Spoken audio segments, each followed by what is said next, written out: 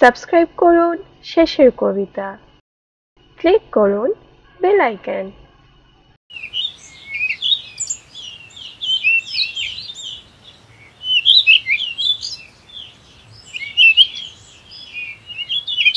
গিন্নি, আমি আসছি। দেখি আজ পেঁপে বিক্রি হয় কিনা।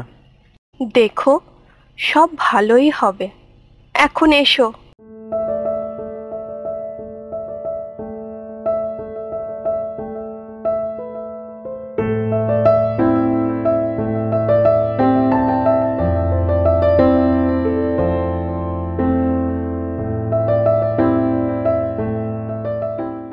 দাদা, পেঁপে নিয়ে যান, খুব ভালো পেঁপে।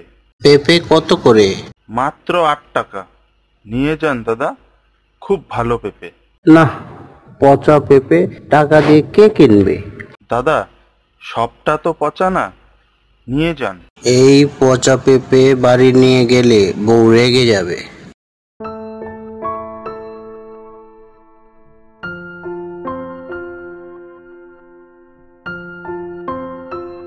সারাদিন বসে থেকে একটাও পেঁপে বিক্রি হয় না।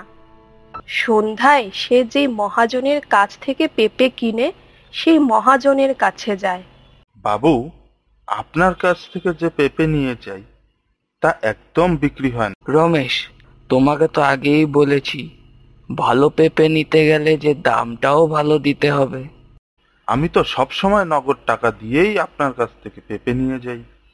আপনি যদি বাজার শেষে টাকাটা নেন, তাহলে পেঁপে বিক্রি করে টাকাটা আপনাকে দিয়ে যাব। না না, আমার কাছে ধারে কিছু হবে না। একটু দয়া করুন। ধার মানেই ফাঁকি, ওইসব আমার কাছে হবে না। তুমি এখন আসতে পারো।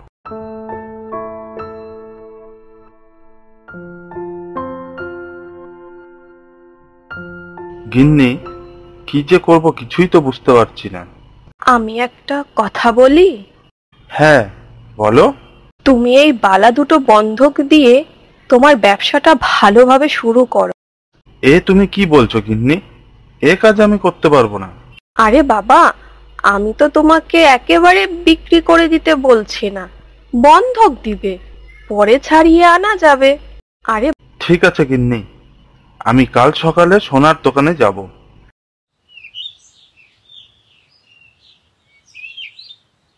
পরের দিন সোনার দোকানে গিয়ে রমেশ তার গিন্নির বালা দুটো বন্ধক দিয়ে 5,000 টাকা পায়। বাহ, বেশ কিছু টাকা পাওয়া গেল। যাই এবার মহাজনের কাছ থেকে গিয়ে ভালো পেঁপে কিনে নিয়ে যাব।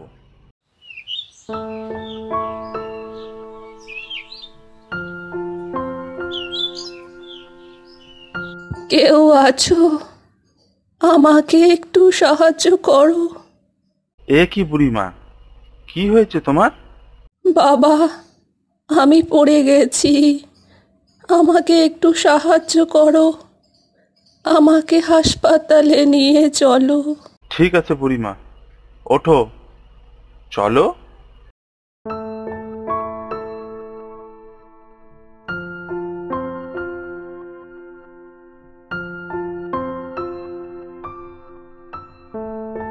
এরপর রমেশ সেই বুড়িমাকে নিয়ে হাসপাতালে যায়। বালা বন্ধক দেওয়ার সমস্ত টাকা বুড়িমার চিকিৎসায় খরচা হয়ে যায়। হাসপাতাল থেকে বের হয়ে রমেশ মন খারাপ করে একটি গাছের নিচে দাঁড়িয়ে থাকে। তোমাকে অনেক ধন্যবাদ বাবা রমেশ। তুমি আমার নাম জানো? হ্যাঁ, আমি সব জানি।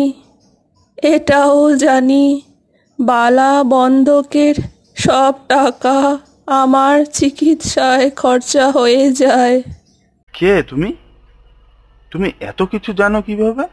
সেটা তোমাকে জানতে হবে না। এই নাও, এটা তুমি রাখো। 10 টাকা?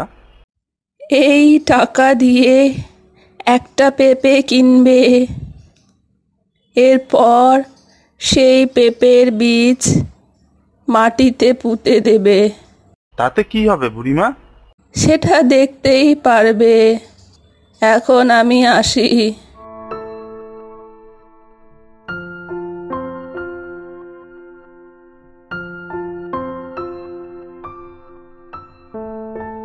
একটা পেঁপে, এই একটা পেঁপে বিক্রি করে কত টাকাই পাবে? যাই হয় বাবু, আমাকে এখন একটা পেঁপে দিন। এই নাও তোমার একটা পেঁপে।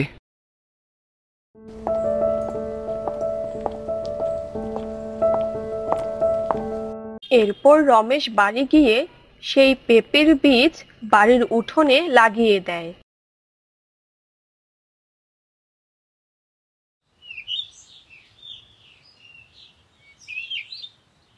গিন্নি, তাড়াতাড়ি বাইরে এসো, দেখো।